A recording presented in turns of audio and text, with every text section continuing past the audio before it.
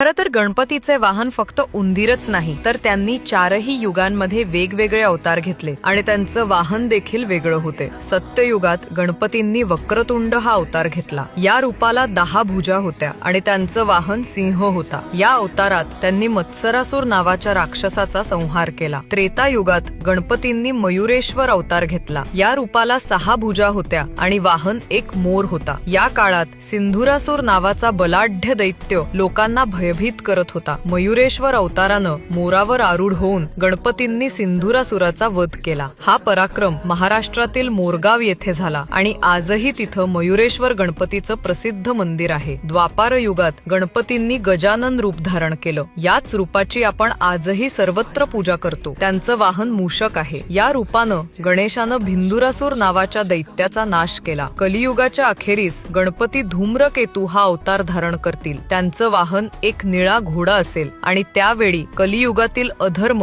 व दैत्यांचा संहार करण्यासाठी धूम्रकेतू गणेश भगवान कल्की अवताराला साथ देतील। कलियुगातील सर्व राक्षसांचा व कलियुगचा नाश या अवताराने होईल। गणपतींचे 4 अवतार आपल्याला शिकवतात की अहंकारावर सौंदर्य व सद्गुणांनी मात करा, अज्ञानावर बुद्धी व नम्रतेने आणि अधर्मावर धर्माच्या निष्ठेने लढा। परिस्थितीनुसार स्वतःमध्ये बदल करा आणि बुद्धी, श्रद्धा व धैर्याने आलेल्या संकटावर विजय मिळवा।